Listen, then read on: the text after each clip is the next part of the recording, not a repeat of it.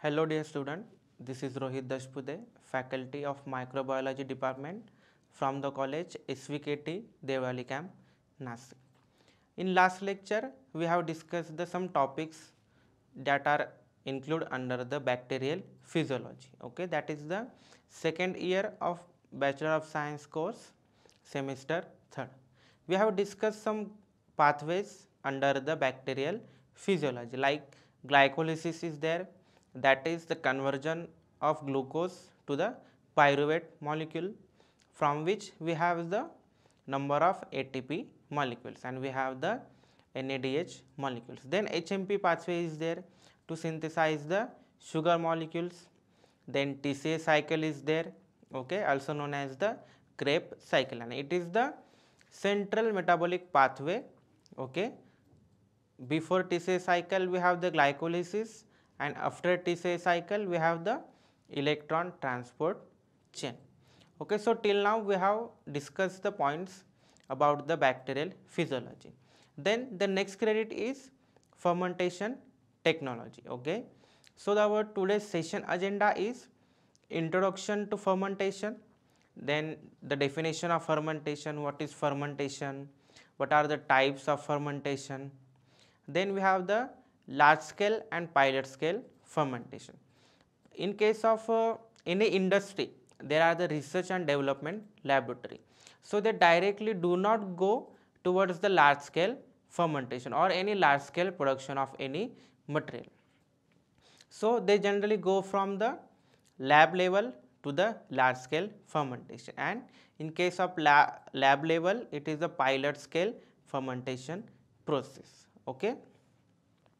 Then there are certain properties of fermenter. Okay, fermentation is one of the process, and fermenter it is one of the tank from where the fermentation is going on, or the fermentation is done within a tank is known as the fermenter. So there are a certain design of fermenter that we have to consider. Okay, then there are certain properties of fermenter. The factors affecting fermentation process. So in case of any reaction, okay, the pH should be stable, the temperature should be considered, then moisture is there, okay, then various homogeneous character, that is the solution or the raw material should be homogeneous in nature. Okay, then the types of fermenter. So there are three types of fermenter, we have to discuss one by one. So the fermentation is process in which a substance breaks down into a simpler substance using the organism. Okay, fermentation is the process where certain raw materials like glucose is there, which is breakdowns to a simpler substance using the microorganism, and the byproduct of that pathway or the byproduct of the any bacterial pathway is our fermentation product. Okay. So it's a biochemical meaning, or it relates to the generation of energy by the catabolism of organic compounds. Then fermentation is a word that has the many meanings for microbiologist. So any process involving the mass culture of microorganisms, okay, either it is aerobic or anaerobic. Okay, the fermentation process is either aerobic or anaerobic, because the microorganisms, depending on the character of microorganism, whether it is aerobic or anaerobic. So the any biological process that occurs in the absence of oxygen. Okay, so the anaerobic meaning it is the biological process that occurs in the absence of oxygen. So typically this is the fermentation tank. Okay, here it is a lab level fermentation tank. Okay, you can see there is one of the hole. Okay, the design of fermenter, then certain openings are there, the pressure wall is there. Okay, you can see this is the typical diagram of fermenter. So it contains the antifoam, then it contains the inoculation pipe from which we can inoculate the suspension or the culture of microorganism. Okay, in case of fermentation we require the raw material, like for example in case of wine we have the raw material like grape juice is there. Okay, then we add some yeast culture, then we can have the wine by the fermentation process. So here the yellow color represents the raw material, okay, and through the inoculation pipe we add the inoculum, okay, and inoculum is nothing but the culture of organism that is useful for the production of our fermentation product. Then there is a inoculum or the probe for acid and base addition. Okay, why this is the addition of acid or base is there? Because the pH is really important, okay, for any process or any process. Okay, any process required the stable amount of pH, because the certain enzymes require the particular pH for its activation or particular pH for the carry out of that reaction. Okay, then there is a stirrer. The function of stirrers generally includes to get the homogeneous mixture, okay, to get the homogeneous mixture. Then there is a culture medium, then pH probe is there again for the detection of pH, then temperature probe is there. Okay, similarly the pH condition should be stable, like the temperature condition should also be stable. Okay, again the same reason, the certain enzymes which active at certain temperature, and if the rise in temperature or fall in temperature will cease the reaction. Okay, it will stop the reaction. Then it has the oxygen sensor. Okay, in case of anaerobic bacteria the oxygen is absent. Okay, and in case of aerobic bacteria the oxygen should be present. That's why we have to monitor the concentration of oxygen. Then the sampling point, okay, at interval, at a regular interval we have to sampling, we have to sample, we have to collect the sample of fermentation tank for the quality purpose.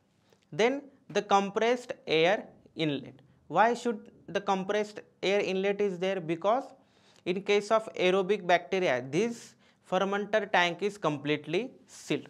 Okay, this fermenter tank is completely sealed. Why? Because we have to manage the aseptic condition, or we have to follow all this reaction, all this procedure in sterile condition, or you can say the aseptic condition. So the compressed air inlet is there, from which the sterile air is passed and it can travel through the whole medium, and again it will disperse or it will comes out of the fermenter tank through the upper outlet. Okay, so the function of this, and this compressed air inlet is known as the sparger, from which the sterile air is passed. Okay, then this is the harvesting pipe, then cooling jacket. As you know, during the reaction procedure the number of heat is generated. That's why we have to maintain the temperature, so we have to use the cooling jacket purposely.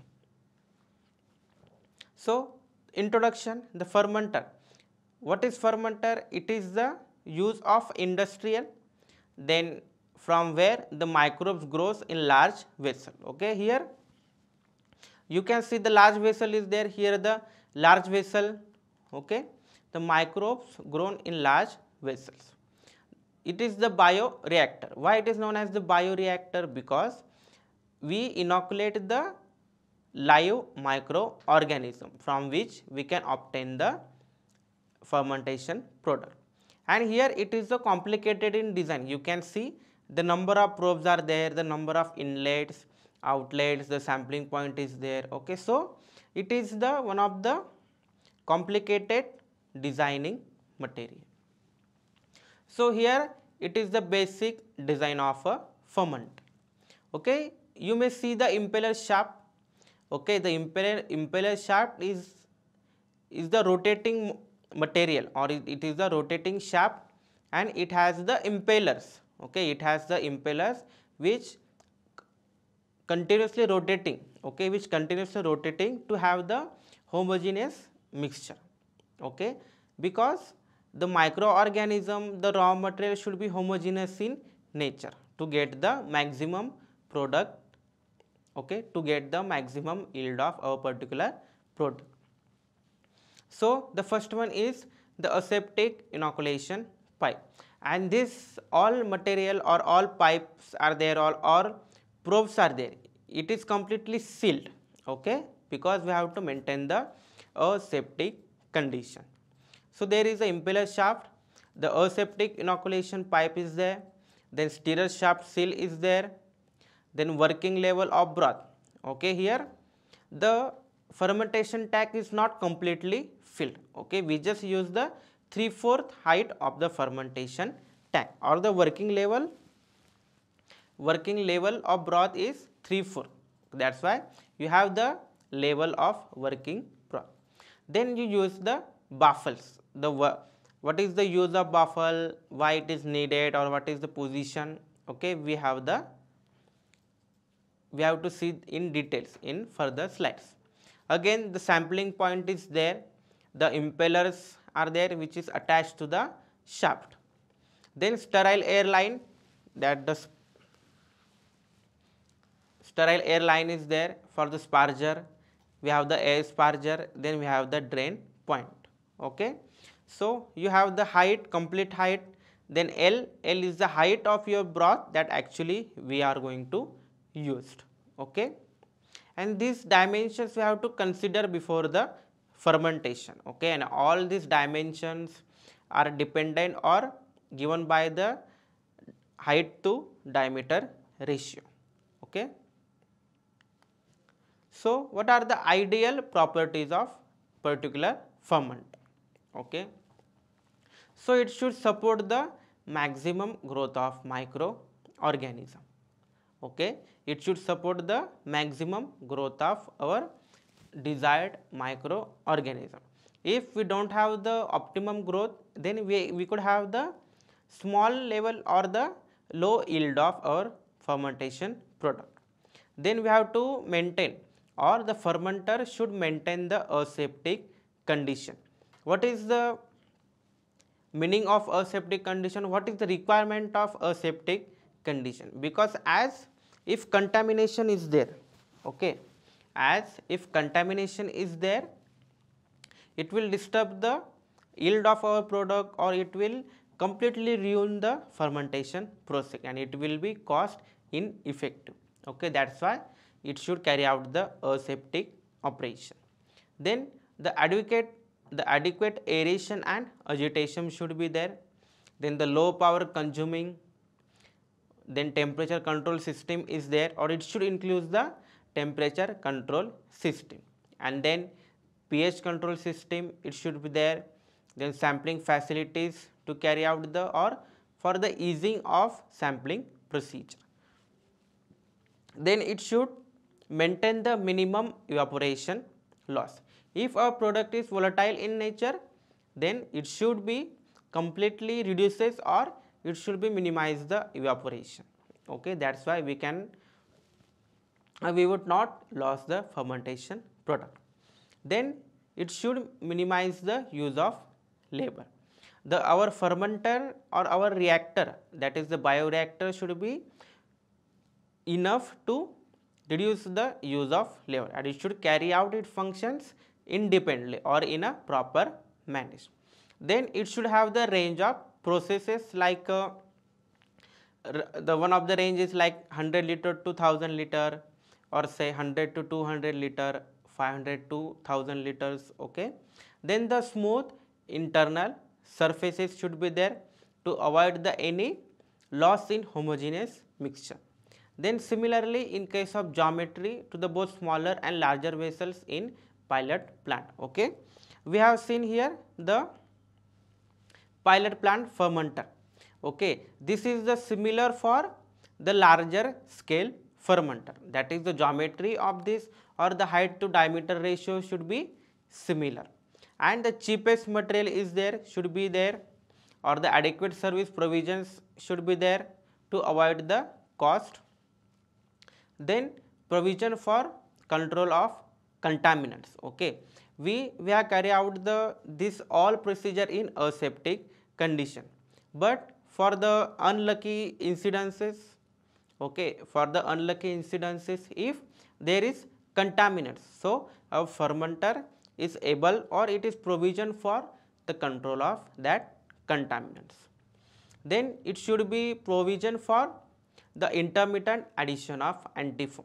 Okay, during the certain procedures, okay, during certain procedures, the foam is produced during the fermentation.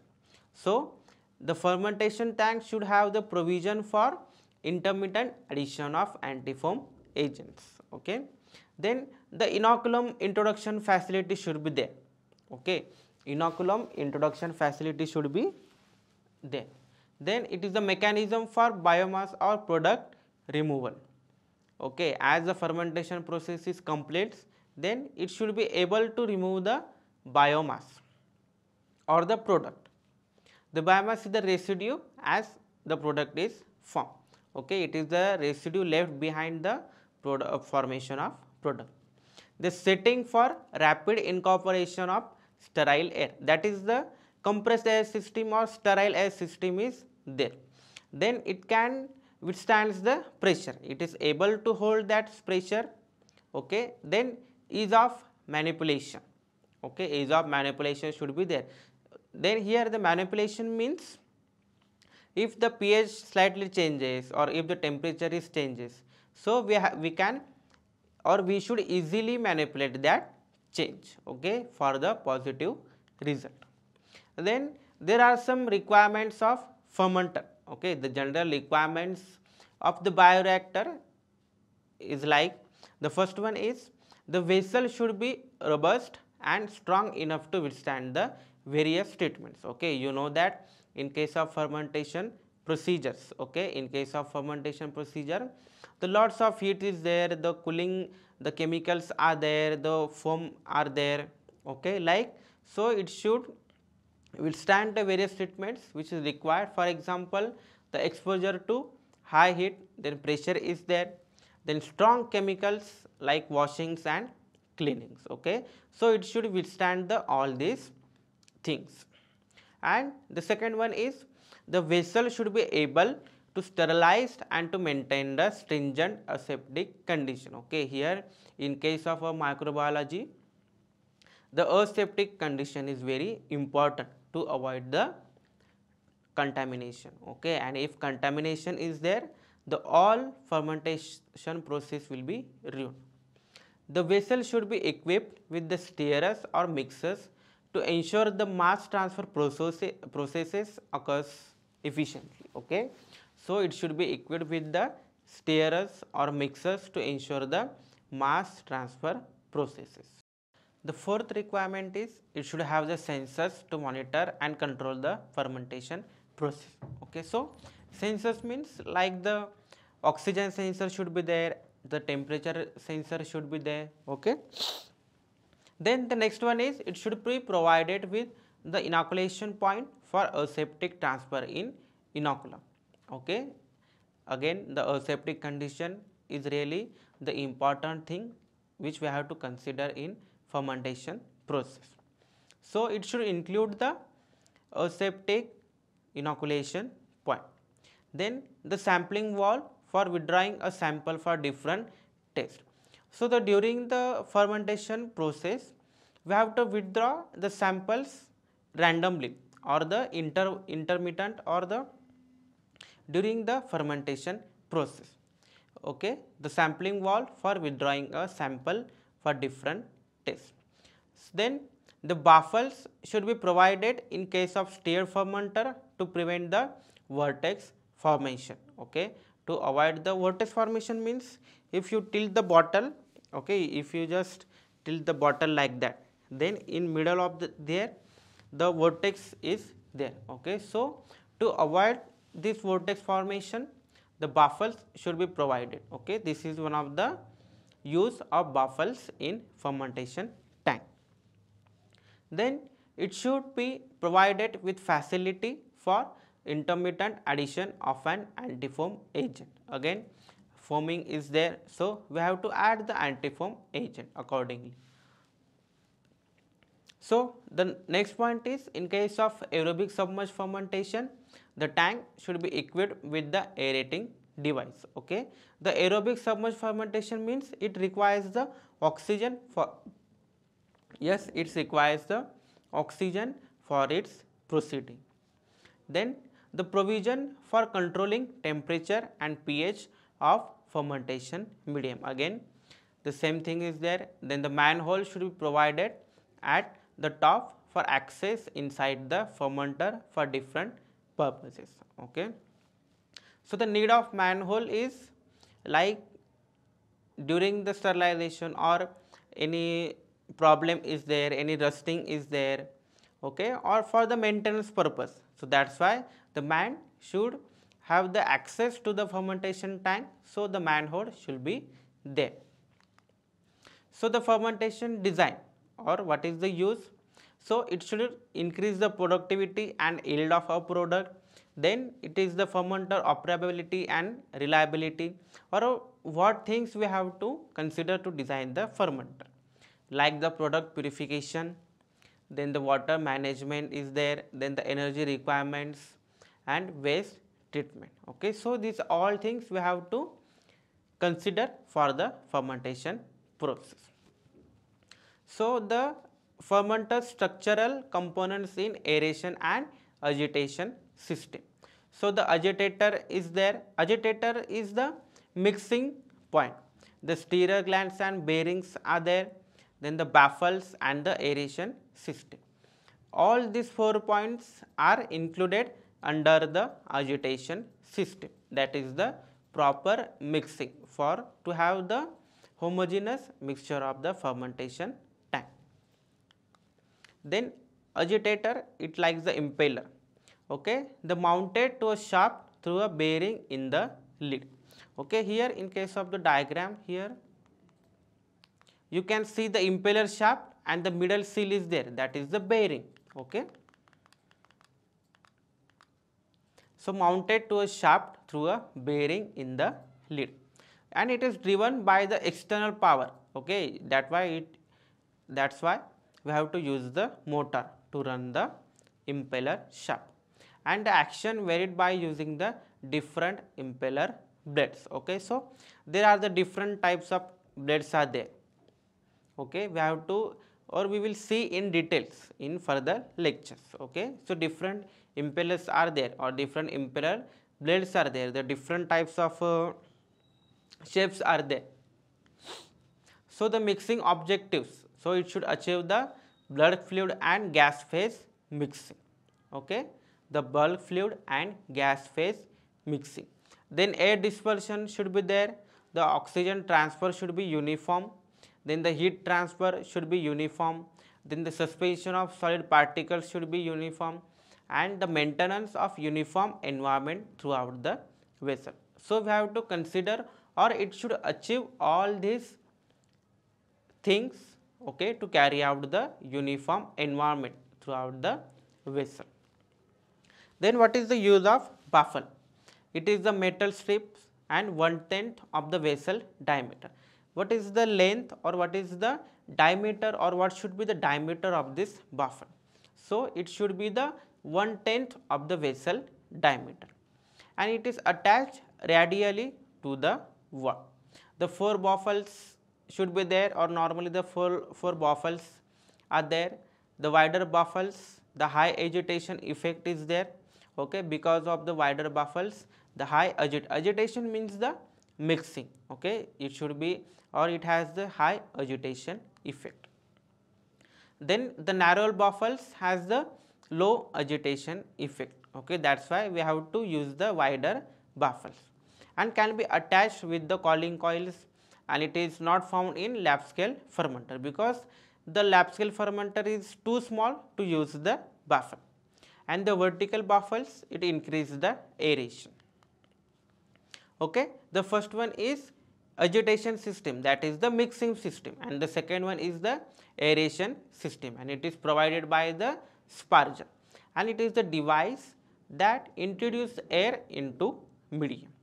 and has a pipe with minute holes like 1:64 or 1:32 inch, or it may be large, and the hole allows air to pass to escape into the medium. Okay, it allows air under the pressure and to escape into the medium.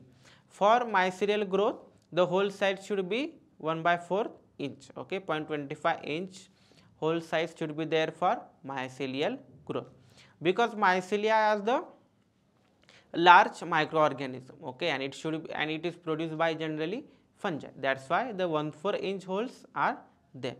The impeller blades disperses air released through the sparger into medium. Okay, the impeller blades are there, which disperses air released through the sparger into medium. So there are the three types of sparger. The porous sparger is there, the orifice sparger is there, and the nozzle sparger is there.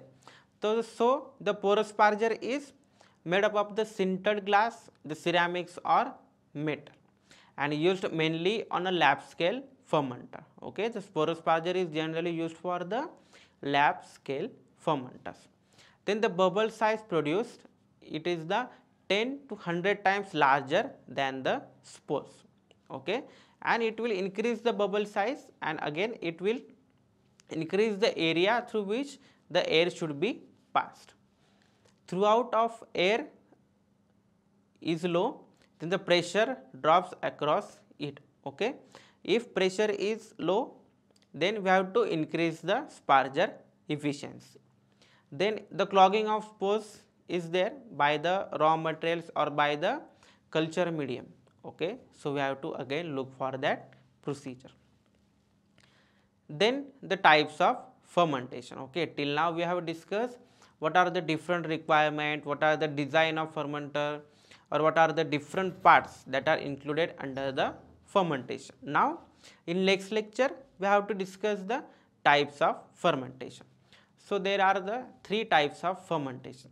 The batch fermentation is there, continuous fermentation, and fed batch fermentation is there. Okay, so the summary of lecture is, we have discussed what is fermentation, then what is the large scale and pilot scale fermentation, then what are the properties of fermenter that we have to consider, then the design of fermenter, then requirements of fermenter, then the factors affecting fermentation process, and finally the types of fermenter. Okay, so you have the one assignment, you have to draw the well labeled diagram of fermenter and enlist all the parts of fermenter and mention factors affecting the rate of fermentation. Okay, in next lecture we will be discussing the types of fermenter, that is the batch fermentation or the introduction and working of batch fermentation,